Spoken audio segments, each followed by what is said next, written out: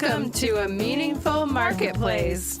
I'm Sarah Masoni from Oregon State University's Food Innovation Center, where I've helped countless dreamers launch their new food products. It's the science of taking a food delight from the kitchen to mass manufacturing and still keeping its great taste. That's what I do. I've been called the woman with the $1 million palate, although I haven't tried to cash that check yet. Listen in weekly for real-life stories. I'm Sarah Marshall, owner of Marshall's Hot Sauce and author of Preservation Pantry, modern canning from root to top and stem to core. I love inspiring business owners to get started on their journey, encourage folks to be part of their local community, and I'm excited to help business owners tell their stories. Hello and welcome to the Meaningful Marketplace. We are here weekly to discuss the journeys of food entrepreneurs. We are glad you've joined us today as we bring you stories of hope and inspiration. This is Sarah Marshall, owner of Marshall's Hot Sauce. And Sarah Masoni of Oregon State University's Food Innovation Center. Hi, Sarah Marshall. Hi, Sarah. I am so happy to have you back, to see your face, to hear your voice, to have you back on the show. How you doing? I'm great. I'm feeling great. It's great to be back. Thank you for asking. Good. Well, while you were gone, we started our journey through Wyoming. So I love Wyoming. I know. We've talked to all these wonderful businesses. We've talked ranching, we've talked freeze drying, we've talked fermenting, we've talked baking, we talked about hydroponic farming, all kinds of stuff. It's happening in Wyoming. It's happening in Wyoming. I said Wyoming wrong. Wyoming. I added an extra syllable. It's been really wonderful. And of course, we've missed you, but I'm so glad that you get to be back for the final couple of episodes so that you feel like you're connecting with one of our favorite states. So welcome back. Thanks. Any updates? You want to update us on anything that you got going on or coming or going? Well, just getting ready to head to New York City. You're going to be there, aren't you, Sarah I'm Marshall? going to be there. I'm going to be there. I'm going to be all around town because you're somewhere vacationing right now. I am. I just walked into an Airbnb in Olympia, and I'm here with my family at the lake. And then I'm going to drop them off on Friday and go to the airport and go to New York and see you. So yeah, I'm going to be at the Good Food Mercantile with my sauce, and then I'm going to come to the Fancy Food Show and see all of our guests, and I'll post on our Instagram all of our Meaningful Marketplace guests that are at the food show and talk about things that are happening there. And you and I'll probably walk the floor a little bit and find some favorite things, our usual. I love going to the food show. It's going to be really fun. Yeah, it's good. Well, we have been partnering with the Regional Food Business Center to bring guests from our 6-state region, and we are meeting with business owners from the state of Wyoming. And I would like to welcome our co-host Melissa she's the Wyoming code lead of the USDA Northwest Regional Food Business Center. She's also a garlic farmer, a chicken farmer, and a wonderful storyteller and producer. She's all kinds of great things. Welcome back, Melissa. Thank you, Sarah. And Sarah Masoni, good to see you. You know, a lot of people call Wyoming Wyoming, so there is Wyoming letters in there. Okay, so I was on to something when I did that. Yeah. You got it. You're just a homie with Wyoming. Hey, it's rhyming now. Melissa, do you have any Wyoming news for us? Oh, I have a little Wyoming, Montana news. So tonight I'm in Big Timber, Montana. I'm meeting up with the Montana Biz Builder cohort that are with USDA Regional Food Business Center. There's 10 food businesses that I'll meet up with tomorrow from all over the state of Montana. And hopefully when you guys come back around to Montana on the podcast, you'll get to talk to some of them. There's some pretty cool folks there. I haven't met them yet, but I looked them up on social media and looked at their websites, and it'll be fun to meet them in person. What are you helping them with, Melissa? I am teaching a business and marketing strategy workshop tomorrow, a full day workshop. So I drove 5 hours. I drove past Vicky and Cody from Lander, our guests today, to get up here. And I'm now in like South Central Montana. Oh, that's quite great. A few of these folks from Montana Biz Builder are from the eastern side of the state. So they were picking a central location in Montana to have people meet up. And I'm right next to I-90 and a railroad, you may have heard. And so, yeah, lots of easy access points here in Big Timber. Probably important to get all that food coming and going. Yeah. Well, we would like to encourage you to connect with your state by signing up for the Regional Food Business Center newsletter. It's a breeze to sign up. Just go to Northwest Rocky Mountain Regional Food Business Center.com, hit connect with us, and choose a button to receive newsletters. We want to thank our sponsor for supporting the Meaningful Marketplace. Thank you for helping us spread the word about small business owners and entrepreneurs. Let's hear a word from our sponsor. The Northwest and Rocky Mountain Regional Food Business Center is the proud sponsor of the Meaningful Marketplace podcast, giving a voice to food from across the 6-state region of Colorado, Idaho, Montana, Oregon, Washington, and Wyoming. The Food Business Center supports Northwest and Rocky Mountain food industry makers as part of the USDA's National Network of Food Business Centers, supporting a more resilient, diverse, and competitive food system as a go-to source for small and mid-tier food and farm businesses, with a focus on underserved communities, providing education in the form of technical knowledge, business programs, and industry news. We sponsor trade shows, meetups, and conferences to connect growers, producers, retailers, distributors, and processors, all to stimulate business and raise the standards of our storied food industry. Join us as we travel through the 6-state region, learning more about food makers, food hubs, and food systems. Visit the website at Northwest Rocky Mountain Regional Food Businesses.com to get connected. And I would like to introduce our guest today. We have Vicky Nye with us from Southfork Free Range Turkeys. She's raising turkeys in Cody, Wyoming. We're delighted to have you on the show today. Welcome. Thank you for having me. I appreciate it. And we always like to connect our listeners to you by giving them the best way to follow your story. Where can they find you online and on social media? So I have a Facebook page, which is Southfork Free Range Turkeys. And then my website is southforkfreerangeturkeys.com. So it's pretty simple. Perfect. And we'll put those in the show notes so people can just click on it and find you right away.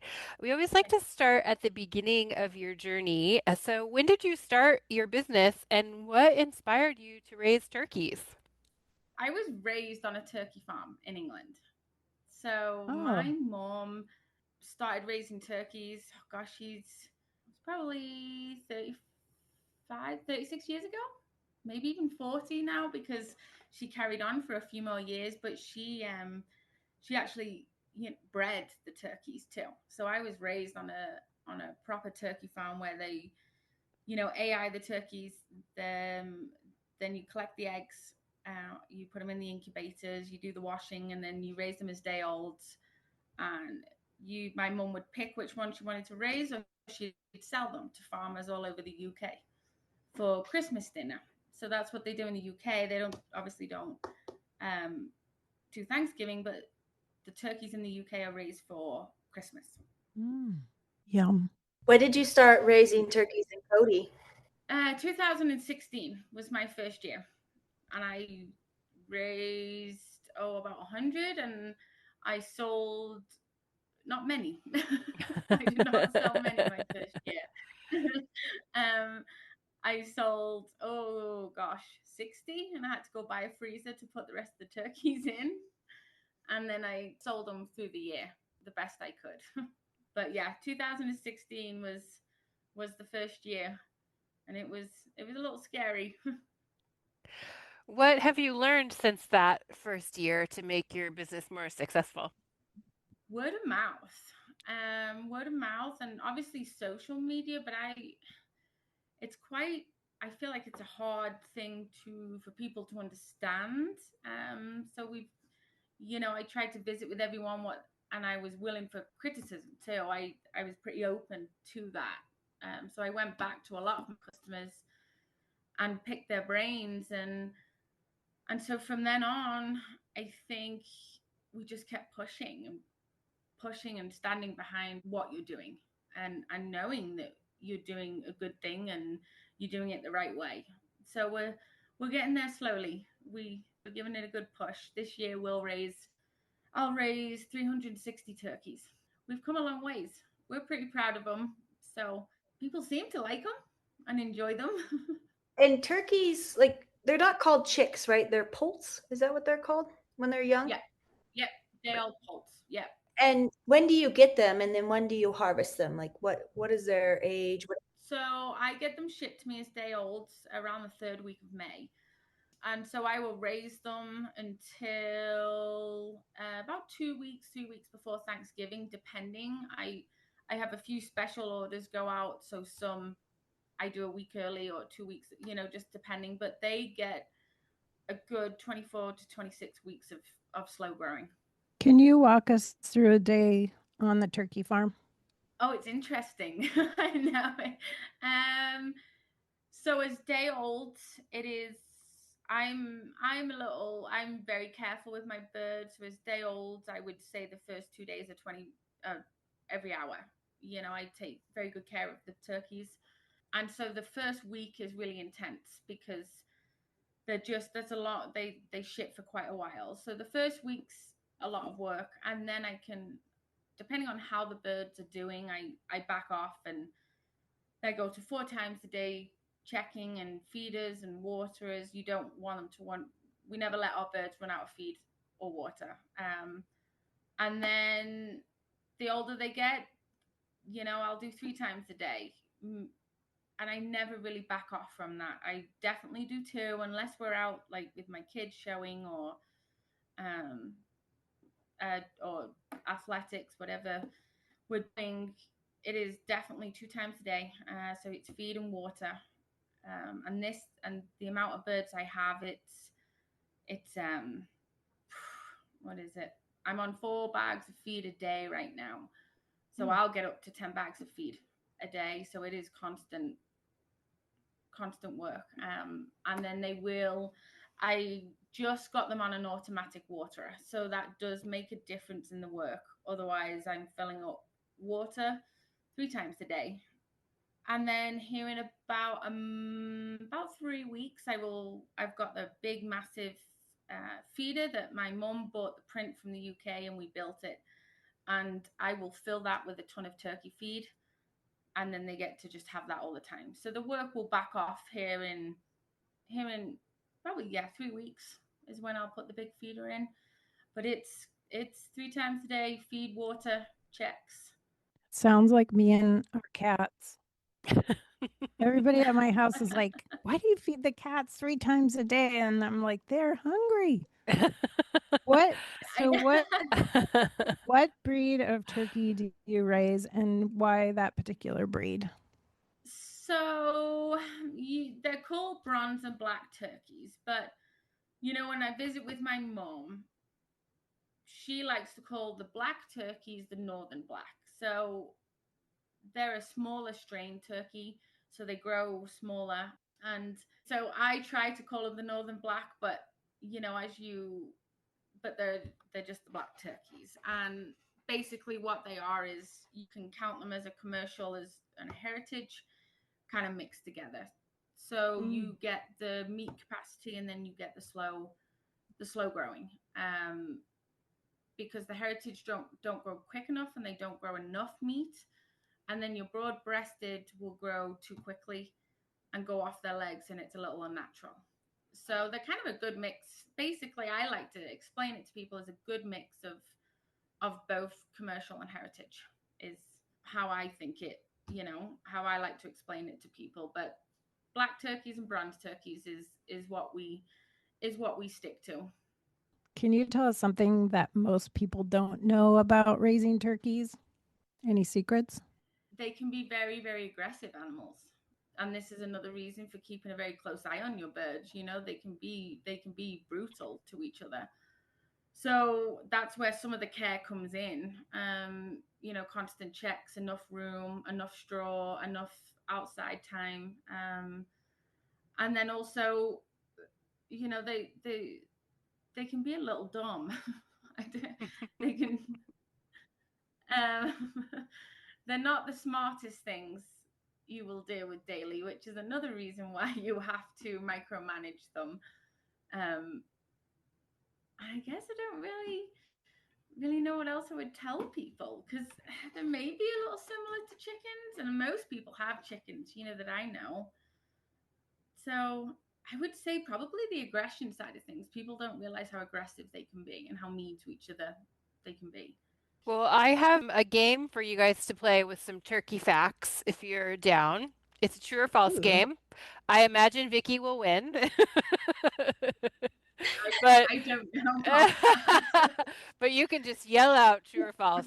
So it's 3 questions. So here's the first one. True or false, turkeys can fly? True. Certain breeds. I'm going to qualify that. I would, yes. Well, that's what I was gonna say. Yeah. Some can and some Yeah. can't. Yep, that's I would say exactly that's right. true and false. Yeah. So it is true. Some turkeys can fly up to 55 miles per hour. The wild turkeys Whoa. are the turkeys that can fly. So good job. Second question. True or false? Turkeys have excellent vision. False. True. Oh. It's true. Vicky, you're right. Turkeys have very good vision. They can see in color and they can see UV light. So good vision for those turkeys. So when I let my birds outside, you don't realize how, how aware they are of their surroundings, and you will catch them if, a bird of prey or anything they don't like, they all look up and they all spin, and so you do see those sorts of things. They're not, they are aware, and their eyes, what they see with their eyes is impressive sometimes. Yeah, all of my facts are just coming from Google AI, so I don't know. I don't have any more information except for that they can see very well. Okay, here's my final question. True or false? Turkeys can't swim. I've never Um, seen I've I'd never say seen a false. turkey try to swim. Vicky, have you seen one try to I swim? Probably have. if they had a duck for a mom, they could. I would I would say false. I would be scared to let them try too. Well, it is false. They are very fond of water. Turkeys can indeed swim. So there you go. Thank you for playing, All right. everybody. Mm. Vicky is the winner. And I maybe she's mean, gonna have to put a kiddie pool for the turkeys to go swimming right? in. Yeah, and It now would be Vic, good mental But stimulation. I think take the turkeys for a swim, Vicky. See what happens. Send us a photo. I I think they would oh taste gosh, better if they got to go I don't know. swimming, Yeah, they more would hydrated. Right. take them swimming in ocean water, and they'll be pre-brined. Uh, Well, Vicky, one of the unique things about your turkeys is you do a dry pluck on them, right? Like you don't put them in a scalder. Is that correct? yeah. So we dry pluck because we like to age our turkeys, and you cannot dip your turkeys in hot water and then try to age them, because you grow bacteria. Mm. We age our turkeys for 7 to 10 days, and Mm. so the minute you get water, and I like to even use cold water. Like, I don't like to put cold water on our birds, never mind warm water, but you start to grow bacteria basically, because so we dry pluck so we are able to age. If I wanted to wet pluck, realistically I need to put those turkeys, process them near enough right away, and put them in the freezer. Otherwise you grow bacteria. So are they more tender then? Mm-hmm. Yep. Dry aging. Oh. Yep, a lot more tender. You'll see my birds, the juice just kind of pour out of the turkeys. So do you collect the feathers and make pillows? No, no, but I have someone every year that for building things. I had a lady contact me, an Indian lady, and she wanted to make, what are they called? Headdress. Yes. That's cool. I keep a few up my sleeve for some people because I always get some random phone calls. And when you're dry plucking, do you have to do it by hand and not use an automatic plucker? Mm-mm. Well, so we did do them all by hand, and my mom is now officially retired. So she shipped me over a dry wing puller and a dry breast puller. So what that does is it gets majority of the flight feathers off for us, which helps your hands tremendously. And then my husband's very good with the other dry plucker, so he will try to get a lot of the back feathers and a lot of the thigh feathers for us. So basically you put your dry plucking down in half. You cut it down in half. with those machines. So it does help. It makes a difference. Before that, it was extremely overwhelming. You would hang a turkey and look at all those feathers. It was not for the faint-hearted. You don't hear about dry plucking that much in the US. Is that more of a British thing or European style? I would say probably. The other thing that is big over in the UK is waxing. So you wax that bird and you let the wax dry and pull it off. So then you are still able to dry age, but it obviously has to be the special wax. I've actually forgotten the name of it. I didn't get to use that last year.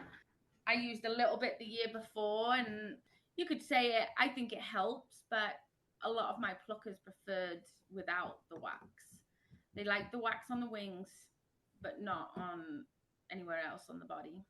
We're going to take a quick break. And when we come back, let's talk about everybody's secrets for cooking turkey. We'll be right back. Oregon State University's College of Agricultural Sciences and the Food Innovation Center are proud sponsors of Meaningful Marketplace. With a mission to serve all Oregonians, we are committed to giving voice to those whose food and agricultural stories are not always heard. By providing access and opportunity for a more diverse and just food system, because food brings people together. I love preparing turkeys, and you can find my recipe online on CBS Sunday Morning. So, Whoa. yeah, it's a published recipe from 2018, and basically I brine the turkey for 3 days, good 3 days. Take it out, clean it up, and then put a compound butter under the breast skin, and then put it in a hot oven at 500 degrees for 30 minutes. Take it out, and then wrap it in bacon and smoke it on a Traeger grill for 3 hours. It comes out the best. What's your favorite way, Vicky? Salt and pepper and butter and roast it. Yum. Traditional. Yeah, with our turkeys, there's enough flavor and there's enough moisture that you don't need to brine. So I have a lot of customers now that have gone from brining to salt and pepper and butter, or like a really light brine. But I recommend, I like all my customers to try just the original. Then the following year, it's really funny because I'll get them where they will buy two, because then they want to do both. They want to do the original and they want to do their brine. That's fun. I was hoping that Sarah Massoni would talk about her recipe because I know that recipe and I've seen it. And since I read her recipe, I started doing mine. I don't have a smoker, but I stuff the inside of the cavity with lemons and then use the butter that she does under the skin, but then do rosemary and garlic as well, and then just do it in the oven. So Yum. you inspired me to change the way that I do it. Yeah. Well, since you talk about how special your turkeys are, how do you get those out to people in community? Do they order it online? Do you ship? What if somebody in the region would like one of your turkeys?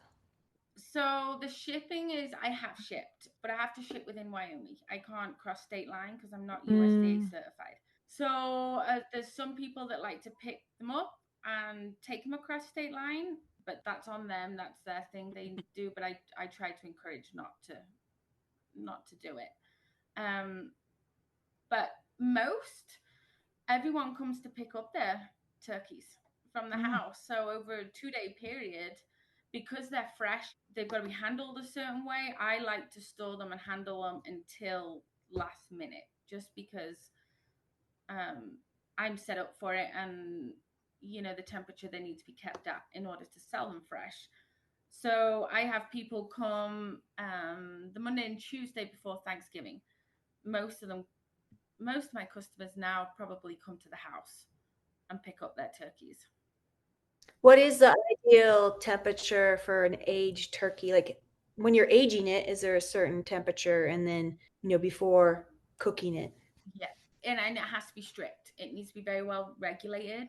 I'm crazy. I've got alarms in my cooler because it's just something you don't want to mess around with. So I will set my cooler for 34 to 36 degrees, and very rarely do I have to adjust it. Depends on the weather outside, but I keep my hanging age birds at about 34 to 36 degrees. And if it's warmer outside, I'll drop it a tad. Colder, I can kind of keep it where it's at. The minute I gut those turkeys, I drop my cooler to freezing, so to 32. And same again, I micromanage it depending on the weather outside and those sorts of things going through whilst we're processing. But we have to be very, very, very careful with the temperature. I feel like, you know, how murder, mystery, and those kinds of podcasts are really popular. If people stop listening to our podcast, we could start talking about smuggling turkeys across state lines. Actually, a thought crossed my mind because I'm going to be in Wyoming in October. I could bring a turkey back. I know. We can start rebelling. I have people go nuts. Like, please. I'm sure. I will get into trouble. I cannot. Yeah. You want to come to my house and pick it up? I can let it go, but I cannot. I'm getting into big trouble. I'm sure they want to break the rules all the time, and you got to get them to follow it. I It's don't so know, hard. Can we cook a turkey in the hotel room? Like, you know, maybe we'd be cooking it while we're there. That's true. That's true. We could. Vicky, you're thinking about, you're not right on the Montana-Wyoming border, but you're really close to Montana. So yeah, a lot of folks know you from being in Cody, but they're in Montana. Have you looked at going USDA to make that way easier to kind of go north across the border? And will they even allow you to age and dry pluck turkeys as a more unique Great process? question. Great. I honestly have not looked into it. She could go to Ronan. They have a USDA processing facility at Mission Mountain. That might be really far away. Montana's a big state. Too far. That would probably be a several-hour drive. Yeah. Mm-hmm. Yeah. From what little research I did way back when, they have to be at that processing facility live. So I have to hold 360 turkeys. Just do a few and see how it goes. Yeah, that'd be hard. And, you know, and those last few days, I don't really want to put my turkeys through that. You don't want to stress them out. Yeah. Yeah. No. So it's something to think of. And maybe if things keep growing like they do, I need to be a little bit more serious about it. But at the minute. Well, now that you're on this podcast, you're going to be so famous. Watch out. Everybody's going to be coming for your turkeys from all over. They're going to want to try them. You mentioned at the very beginning, Vicky, that, you know, you raised 100 and you did not sell out right away the first year. Yeah. What are, you know, you're 8-9 years into it now, so that's definitely, you've been around a lot more. But after that year, like, what type of marketing or strategy did you do to be like, oh, next year I don't want to hold this many birds in my freezer, I want to sell them all right away? Like, what did you kind of do to get them sold quicker? So I did another 100. I didn't up the amount of birds, and I I did a little bit more local, maybe local advertising, you know, some posters on Main Street and those sorts of things. I did start the radio as well. The radio and Facebook. I pushed Facebook a lot more that second year. I want to say actually the radio may have been my third year I started, but I did push Facebook and just a little bit of word of mouth around town, and it just made the difference. And I think those 60 people that bought my turkeys, and you know, not everyone loved them, so you could say 40 of them told friends, and I did sell out the second year. So I've just slowly increased every year. I haven't gone too big because I'm too scared for to have too many left. So I've done it very gradually too. And just every year we push, you know, the radio, you can explore a little bit different area. You can do the marketing on Facebook, the extra boost, those sorts of things to just slowly get there. But I would say, if I'm being honest, word of mouth. word of mouth has been phenomenal to us. Melissa, while Vicky was talking about her day, does it sound similar to yours? And does that make you guys instant best friends? It does. Chickens are simple-minded, and I work with college interns. I'm constantly reminding them we have to think like a chicken to work with them. Because we don't think like a chicken, they can be very difficult to work with because they are not doing anything that you want them to do. They're doing chicken things. But similar to her, I raise a lot of juvenile chicks, and they're on pint-sized waters. They're very small, and then a certain age, and this is when we start calling them the McNuggets.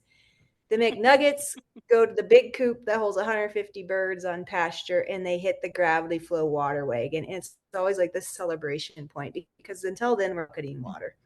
And so when they get on the water wagon, which has a nipple bar and it has a water line coming off 300 gallons, it's like, whoa, like more and more McNuggets that get that old enough to get onto the water tank, like this celebration point. So yes, when Vicky was talking about her large feeder, I was like, oh, it's like my water wagon.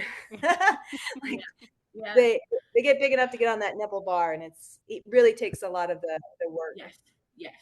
Yeah, no, I agree. Yeah, my work will ease off a little once that feeder goes in. And like I said, we just got the drinker in, and it makes a world of difference. It's huge, huge difference.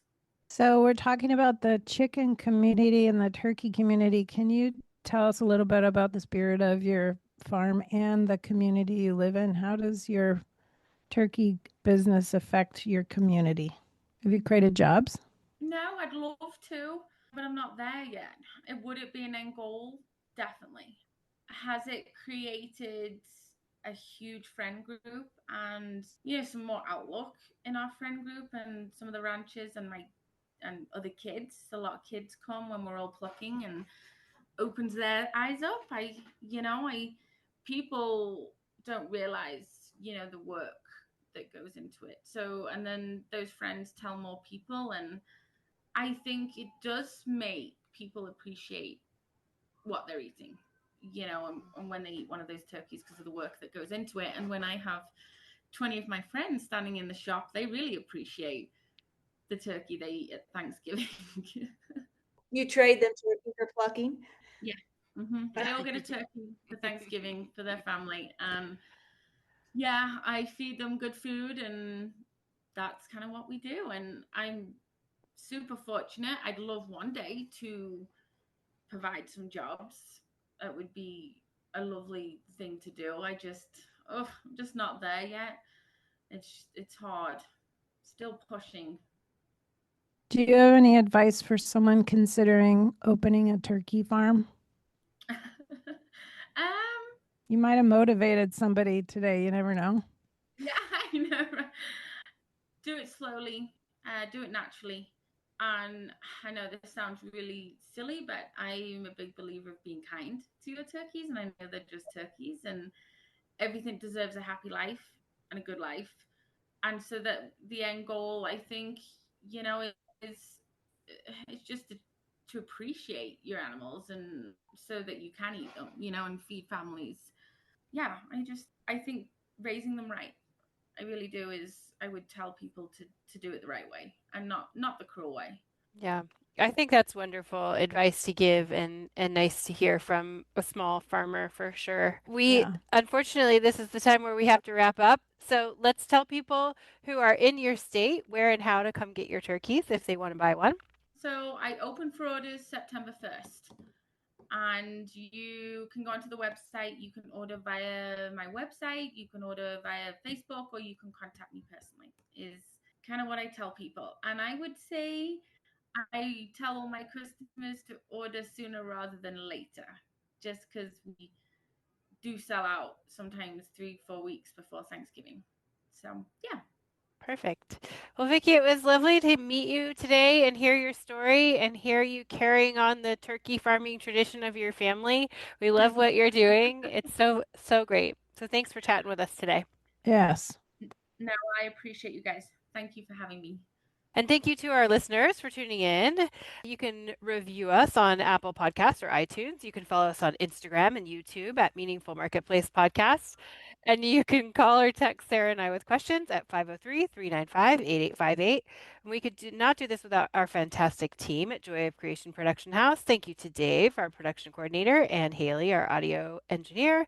We will be back next week, everybody. Thanks for joining. Bye. Bye for now.